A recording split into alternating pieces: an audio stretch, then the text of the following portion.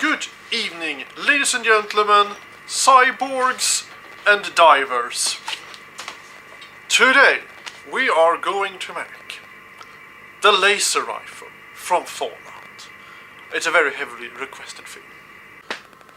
Now, some of you might feel that you have been conned due to this is the laser rifle from Fallout 1 and 2 and Tactics. But you didn't specify that it should be from the 3 and the 4s. But here's the thing, this is actually my favorite design of the laser rifle. I always thought this was really cool and I built this when I was a kid and have played Fallout.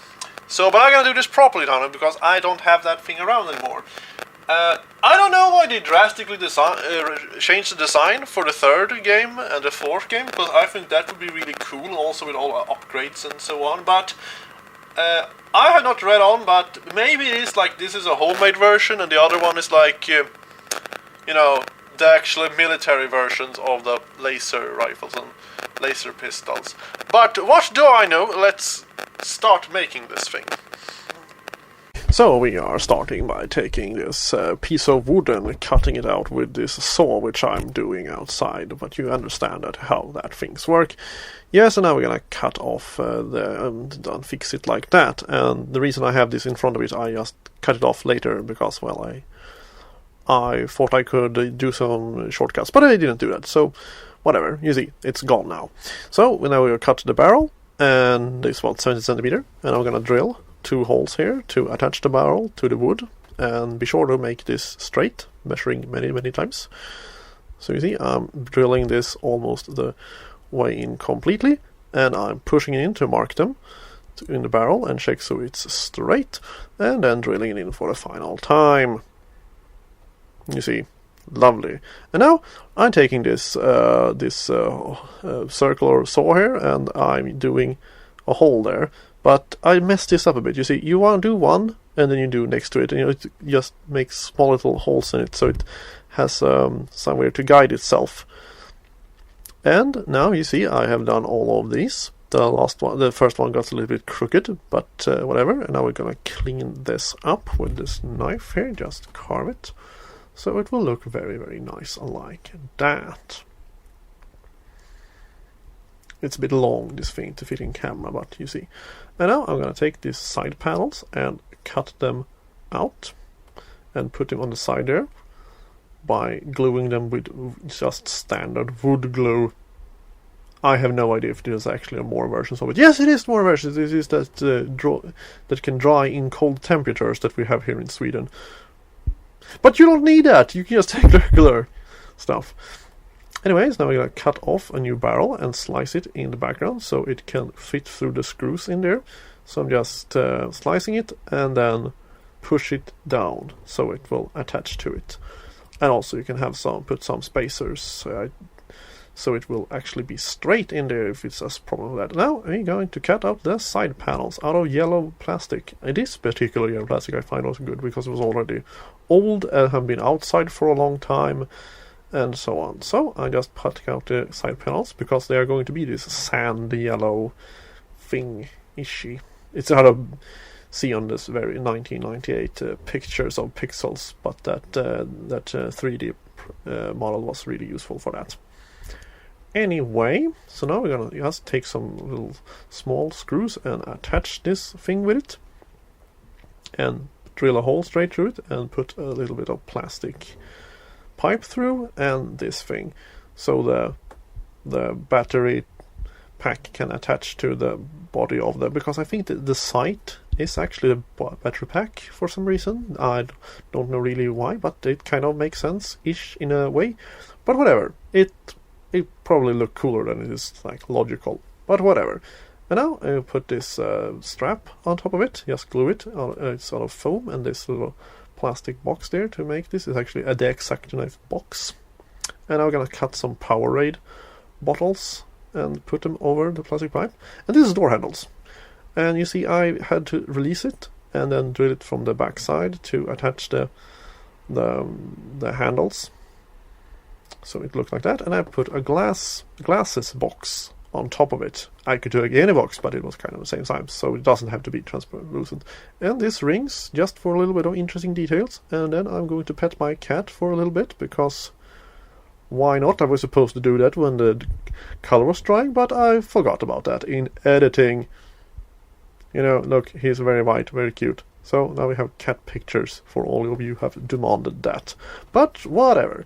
So now we're going to take this piece here and put it on the side. It's kind of a joint thingy-ishy. I don't know what to do because the design doesn't make sense, but it's cool. And put a little bit of piece to cover it all up there. You see, it looks very nice, and some little detailing thing on the side there. And now we are going to put this, we will use this to tie up plants in your garden. It's basically rubber around a metal string, which can make this very cool thing. And you see this translucent, so I just put it inside there. And now it starts to actually look like the end product. So now I'm going to mask up all the little things that I don't want to paint, like the sides and the stock, see, like that.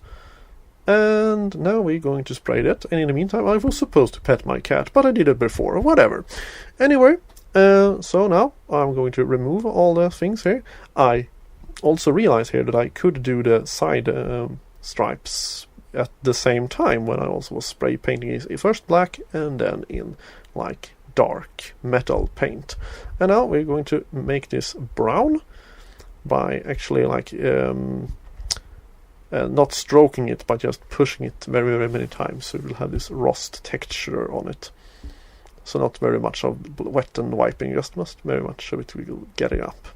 You can also take real rust and then powder it on, like scrape real rust out of your old car or something else rusty around your house. It looks like this. Nice, isn't it? And now I'm going to mask this thing here, so we can make the stripes. And the stripes are actually grey, but I think that's a graphical thing, because I think it was supposed to be like black from the beginning, but then, well, with 1998's graphics, something got figured out, or it's supposed to be like really, really aged black paint that is more grey because it has been in the desert in the sun for a long time. Who knows?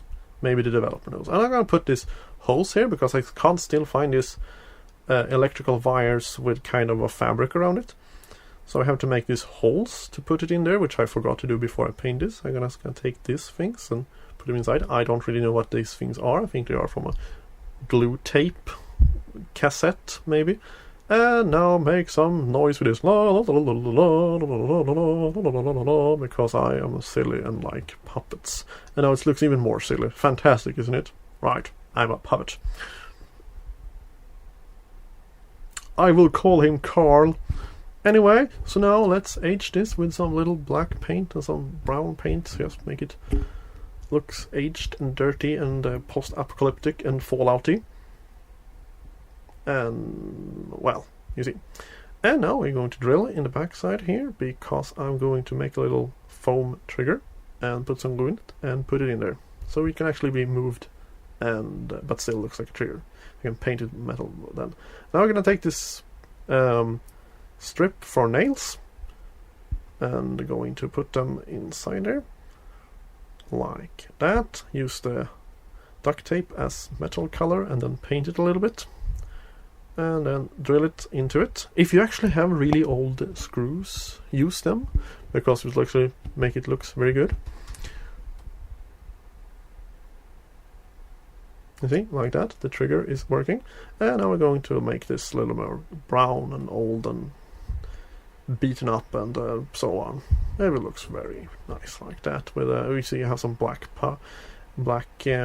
also, you can actually leave this outside for a while and it looks great after some days. But I'm not gonna do that. You see, and now here it is. I'm going to admire my work here, because I have always wanted to build one of these, and I did it when I was a child, and it did look very good. So now here it is, the Laser Riper from Fallout. Sorry for you who want to see the Fallout 3 and 4, but I'm possibly going to make it in the future. So stay tuned.